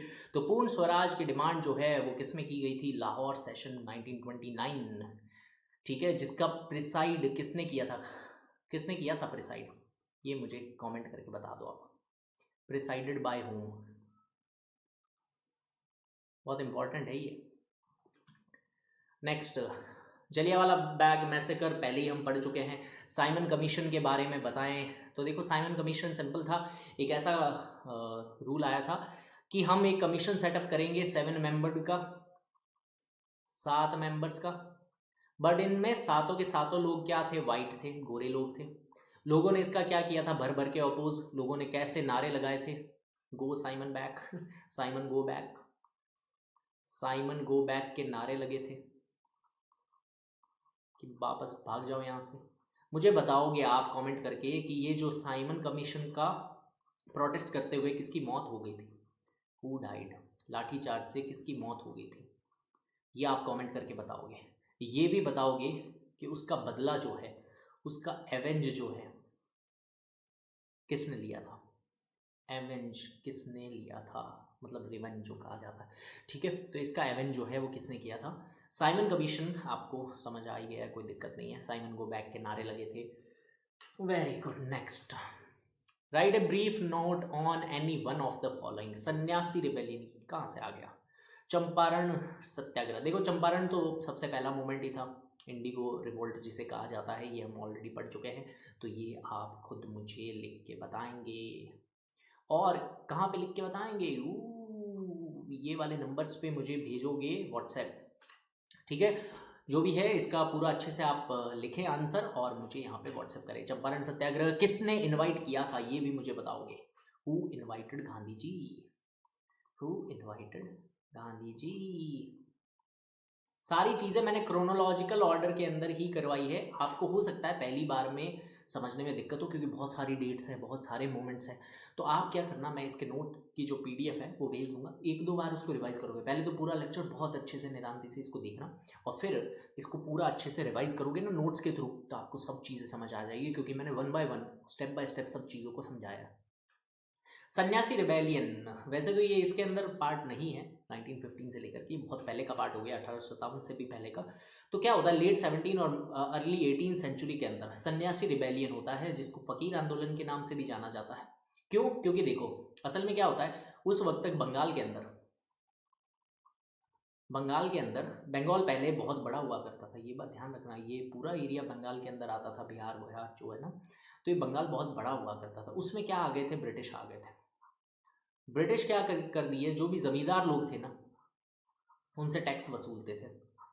उस वक्त तो क्या था, फेमाइन चल रहा था, है ना, अकाल वकाल चल रहा था। तो ज़मींदारों की हालात बहुत ख़राब थे पहले से, उनके पास पहले से ही पैसे नहीं थे। और हमारा जो पुराना कल्चर है वो ये चलता है कि जो भी सन्यासी फ़कीर लोग जो हैं, ये पहले, ये बात याद रखना, इसमें हिंदू मुस्लिम यूनिटी इसमें भी थी पर इतनी मैसिव नहीं थी ऑब्वियसली, क्योंकि ये सिर्फ सन्यासी और फ़कीर लोगों का मूवमेंट था।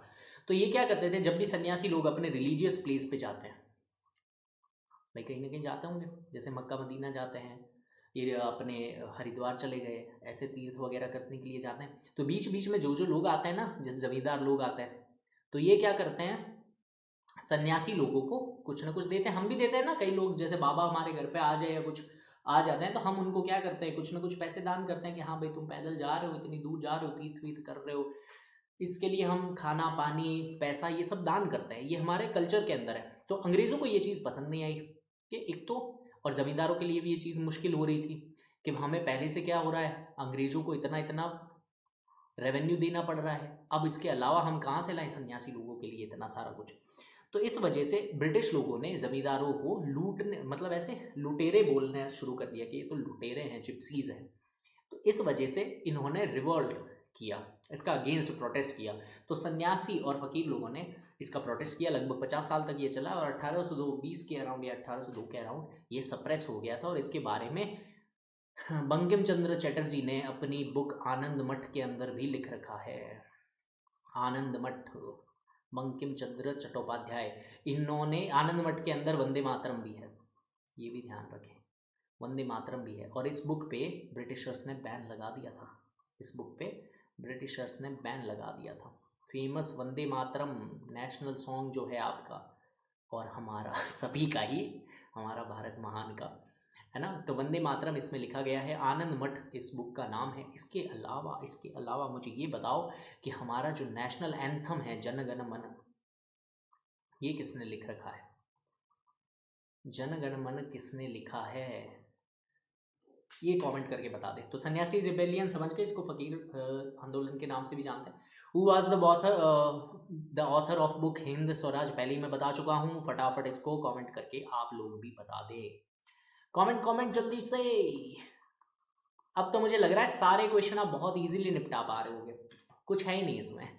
What was the impact of non corporation movement on the Indian economy, मैंने पहले ही बताया था कि इंडियन इकोनॉमी पे नॉन कॉर्पोरेशन मूवमेंट का क्या क्या इफेक्ट रहा था। तो इसमें सबसे पहले तो पूरा नॉन कॉर्पोरेशन मूवमेंट को समझाना है और फिर बताना है कि जैसे तिलक स्वराज फंड बनाया गया था, तिलक स्वराज फंड बनाया गया था, उसके साथ में इंडिया ने अंग्रेज़ों से कॉरपोरेशन करना मना कर दिया, तो स्वदेशी चीज़ें अपना ली थी। स्वदेशी चीज़ें यानी खुद के स्कूल्स बन रहे थे, खुद के ही कंपनीज बन रही है, खुद के ही अखबार बन रहे हैं, खुद की ही बुक्स बन रही है, सब कुछ। तो इस वजह से इंडियन इकोनॉमी पे काफ़ी इम्पैक्ट पड़ा, ठीक है। और तिलक स्वराज फंड तो था ही। तिलक स्वराज फंड किस लिए बनाया गया था? लोकल स्कूल्स वगैरह को स्टैब्लिश करने के लिए और लोकमान्य तिलक को एक अच्छी, मतलब वो क्या कहते हैं, उपाधि देने के लिए हो गया, ठीक है। उनको नाम भूल रहा हूँ उस चीज़ का, चलो समझ गए ना, कि किसी के जाने के बाद उनकी याद में जो करवाया जाता है, जैसे ये अपने करवाते हैं ना भवनों ववनों में, काफ़ी सारी चीज़ें करवाते हैं कि इनकी याद में ये करवाया गया है, ऐसा टाइप का। ठीक है, तो उसकी वजह से इंडियन इकोनॉमी में सुधार आया क्योंकि हमने विदेशी चीज़ों का बॉयकॉट कर दिया, बॉयकॉट ऑफ फॉरेन थिंग्स, जो भी थे ना फॉरेन उनको हमने बॉयकॉट कर दिया। क्या लिख रहा हूँ मैं अरे भाई क्या है ये, चलो आगे बढ़ते हैं। What inspiration did Gandhi ji give to the farmers in Champaran. देखो गांधी जी ने बहुत सिंपल कहा कि तुम क्या करना, नेगोशिएट कर लेना, ज़्यादा चूं चपड़ नहीं करना उनके सामने। तो उनका प्लान काफ़ी सिंपल था, और वो सिंपल प्लान क्या था कि भाई सबसे पीसफुली बात कर लेना। हमें क्या करना है, एक तो लड़ाई झगड़ा करना है नहीं, हमें करना है एकदम प्रेम भाव से बात। हम करेंगे प्रेम से बात, हमारी बात को वो मान भी लेंगे क्योंकि हम इतने मास के अंदर है, इतनी भीड़ के अंदर है, उनको माननी ही पड़ेगी क्योंकि हम जब उगाएंगे ही नहीं इंडिगो तो उनके लिए तो घाटा ही है, उनको हमारा सामान चाहिए और हमें क्या चाहिए, थोड़ा सा रिलैक्सेशन ही तो चाहिए। तो talk peacefully and negotiate with authorities and it worked, और ये काम भी कर गया था, तो सक्सेसफुल रहा था Champaran Satyagraha. Next, when did the Jallianwala Bagh massacre take place. मैंने पहले ही बता दिया था, बैसाखी का दिन था, कौन सा था, तो ये भी आप मुझे कमेंट करके जल्दी से बता दो।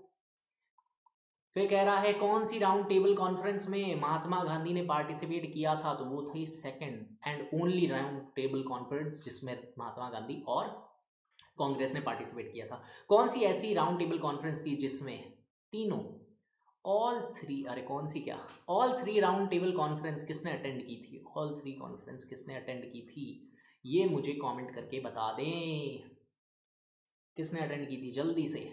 नेक्स्ट, सिविल डिसओबीडियंस मूवमेंट को पूरा अच्छे से बताएं। देखो सीडीएम हम पहले ही ऊपर पढ़ चुके हैं, ये आप खुद मुझे एक पूरा का पूरा डिटेल में लिख के बताएंगे इस वाले नंबर पे। क्विट इंडिया मूवमेंट को डिटेल के अंदर बताएंगे। देखो क्विट इंडिया मूवमेंट जो है वो किसके अगेंस्ट में किया गया था, क्रिप्स मिशन के अगेंस्ट में किया गया था। मैं फटाफट इसको रिकैप करवा देता हूँ, रिविजन हो जाएगा तुम्हारा। क्रिप्स मिशन के अगेंस्ट के अंदर क्या किया गया था, क्विट इंडिया मूवमेंट को स्टार्ट किया था हमारे किसने, गांधी जी ने। ये क्या हो गया, पहले ही दिन सारे मेजर जो लीडर्स थे वो सब के सब क्या हो गए, अरेस्ट हो गए इसके अंदर। इस वजह से ये एक लीडरलेस मूवमेंट बन गया और इसका रेजोल्यूशन सिंपल था कि सब अंग्रेजों को यहाँ से भगाना है। और अंग्रेज खुद भी परेशान हो गए थे क्योंकि देखो वर्ल्ड वॉर के अंदर वो दो वर्ल्ड वॉर अब मतलब लड़े थे, हालांकि वो जीते थे बट उनकी इकोनॉमी तो डाउन हो ही गई थी, वो खुद भी बहुत परेशान थे।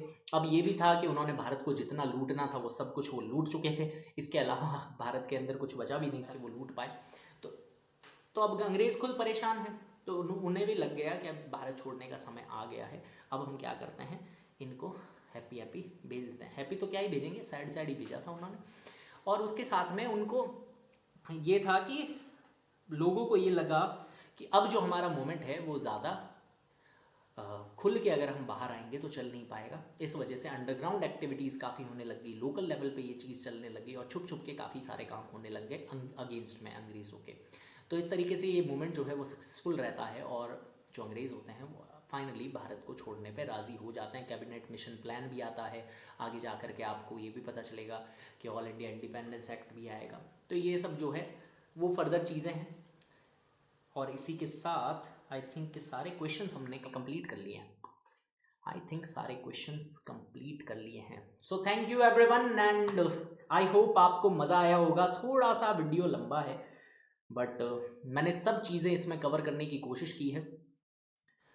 सो मिलते हैं नेक्स्ट वीडियो के अंदर। और ये सेशन आपको कैसा लगा है ज़रूर कमेंट करके बताइए। इसके नोट्स अगर आपको चाहिए तो जल्दी से टेलीग्राम चैनल और व्हाट्सएप कम्युनिटी का लिंक आपको दे रखा है, उसको कर लें ज्वाइन। मिलते हैं अगले सेशन के अंदर। कौन से चैप्टर का वीडियो अगला चाहिए उसको आप कमेंट करके बताएं। नोट्स जो है मैं जल्दी से इसके अवेलेबल करवाता हूँ। धन्यवाद धन्यवाद धन्यवाद।